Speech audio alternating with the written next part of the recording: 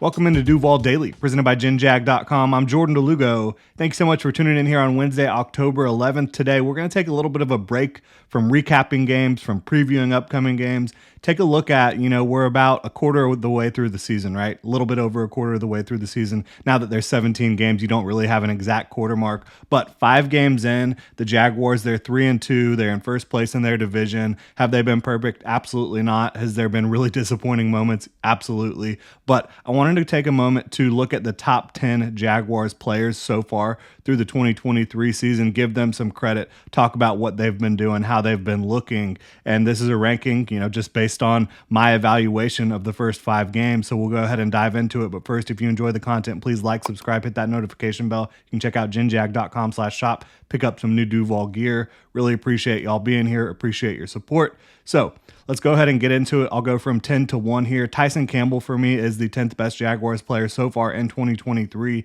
And from a talent perspective, he should be higher on this list in my opinion. He is a really awesome young corner. I love his demeanor. He has had some tough assignments so far this year, especially in week 5 against the Buffalo Bills, Stephon Diggs, Gabe Davis, those guys. I love his demeanor. I love the way he plays, his length, his speed, his aggressiveness, the way he's able to, go get the football in zone coverage. But he did give up 2 touchdowns last week, a touchdown a couple weeks prior. I just think he hasn't quite been as spectacular as you might hope for him, but has not been bad by any stretch. And he's been a positive for the Jaguars, both as a cover corner and against the run, right? A guy who in pursuit, who when he's asked to go get a ball carrier who's hitting the outside, he's really good. I love his effort against the run. I love Tyson Campbell's game overall. I just think when you look at the top 10 Jaguars, there's been a lot of guys that have played very well overall. So for me, Tyson Campbell comes in at number 10, and that is no disrespect to what he's done.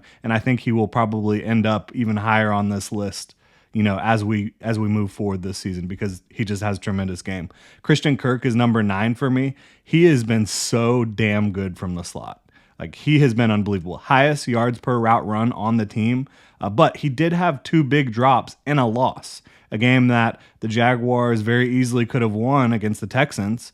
But there was mistake after mistake after mistake. Christian Kirk, several other players throughout that game just making critical errors. So Christian Kirk comes in at number 9 for me. But you take away the Texans game, he's probably top 5. Like, he has been really, really good. Actually, it was the Chiefs game, that he dropped 2 passes. He and Calvin Ridley both dropped 2 passes in that game. So for me, Christian Kirk, 4 out of the 5 games so far, he's been aces from the slot for the Jaguars. A guy that just knows how to get open in this system. He's got speed, he's got quickness, he's got route running savvy, and he's got a great chemistry with Trevor Lawrence as well. So he's been very effective for the Jaguars so far.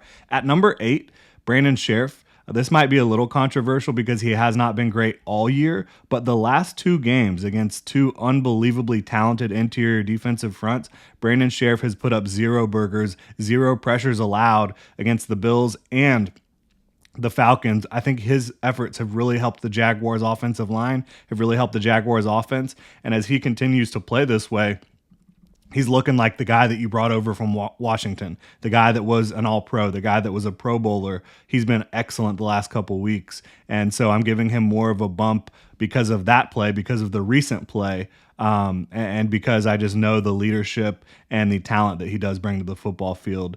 And, somebody had to step up on the interior offensive line. Brandon Sheriff's been doing that the last couple of weeks. At number 7, I have Walker Little. He's been the Jaguars' best pass protector so far, before he suffered the MCL injury that we haven't really talked about on the channel much, did suffer an MCL against the Buffalo Bills. He will be out for several weeks. It's not a long-term injury, but MCL sprain, so Walker Little is going to miss some time. But the way he played at left tackle, and then obviously was going to be asked to kick down into left guard, did that a little bit against the Bills when Cam Robinson returned. He was their best pass protector, bottom line, before the injury. And so he's a guy that did a good job helping keep Trevor Lawrence protected, giving him the time he needs to throw the football. Very impressed by Walker Little in his first season that he entered as a full-time starter.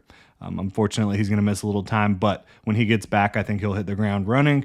Darius Williams comes in at number 6 for me. He has not been perfect. There's been some big plays he's given up. He had a couple coverage busts against the Texans. Not perfect, but his playmaking, goodness, he has made some game-changing plays. Pick 6 against the Falcons, had the interception this past week in single coverage of Stephon Diggs. Again, on that play, he wasn't even perfect. He wasn't in perfect position. Josh Allen kind of underthrew the football. If he hits Stephon Diggs in stride, that's probably a touchdown.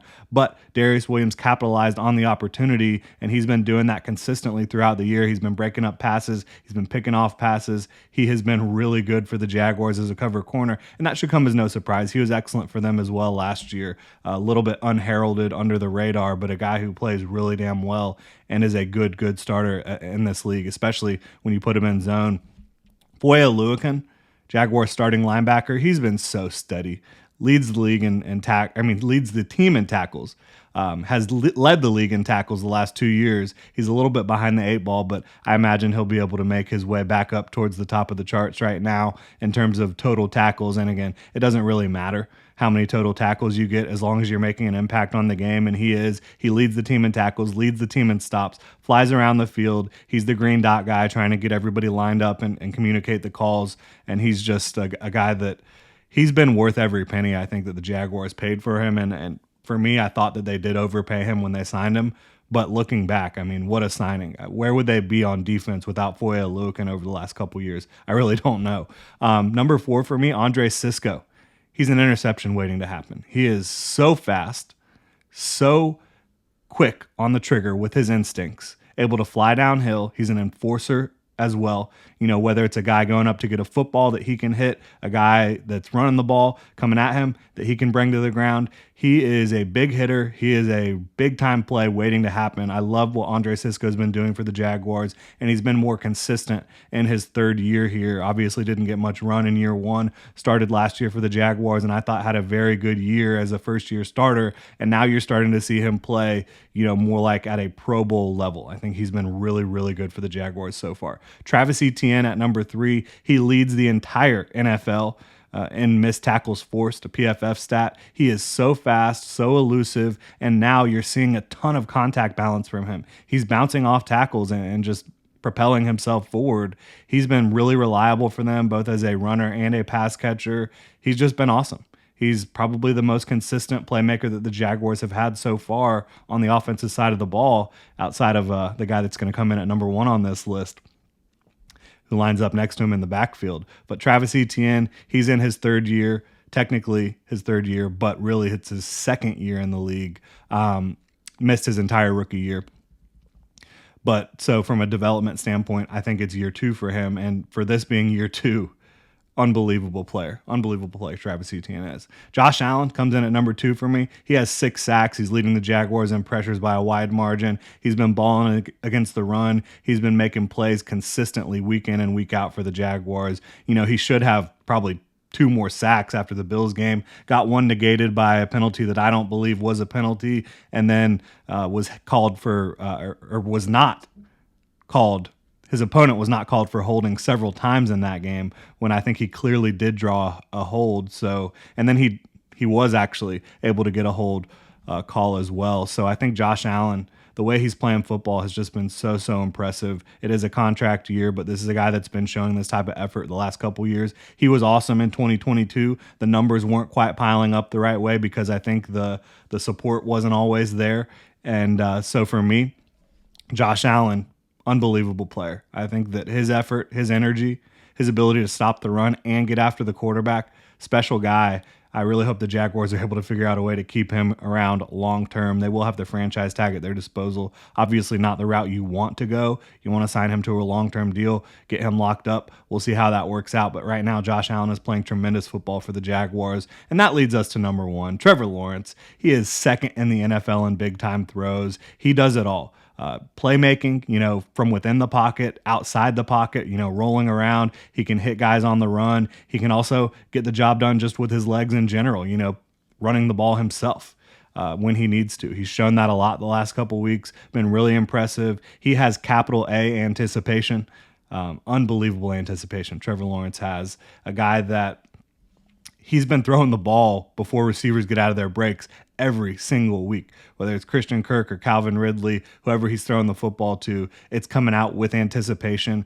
Unbelievable arm that leads to some of those big time throws. I mean, the throw that he dropped in the bucket on third down to Calvin Ridley against the Buffalo Bills this past week on a check, he saw it with zero coverage, saw the safety down, and he took advantage in a big way. Calvin Ridley with a great catch on that as well. And Calvin Ridley gets an honorable mention in our top 10 here. Didn't make it because there's been some inconsistencies, but I think by the end of the season, he will absolutely be top 10, probably closer to top 5 for the Jaguars in terms of their best players in 2023. But, every game for Trevor Lawrence, he has put this team in position to win.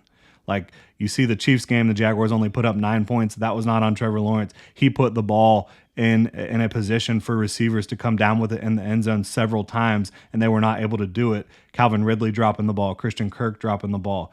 For me, Trevor Lawrence has been awesome for the Jaguars so far. And anybody who watches football or talks football and they do not acknowledge how good he has been, I don't think that they're really paying attention or evaluating at a very high level, because he has been easily one of the best quarterbacks in the league through the first 5 weeks of the season. He has easily taken that step that a lot of people were expecting him to take in year 3. Anybody who says otherwise to me just isn't paying attention. So that'll do it for this top 10 list. Really appreciate y'all tuning in. Just wanted to break up, always talking about individual games, individual performances. I wanted to give a little bit of kind of a report card and do it by putting out a top 10 list of your best Jaguars through the first 5 weeks of the 2023 season, about a quarter of the way through the year. Again, Jaguars 3-2. They've got the Colts coming up this week. We'll get hot and heavy into that matchup starting tomorrow. Really appreciate y'all tuning in. Hit me up on Twitter at Jordan DeLugo. Follow Generation Jaguar at Generation Jag. You can check out genjag.com/shop. Pick up some new Duval gear.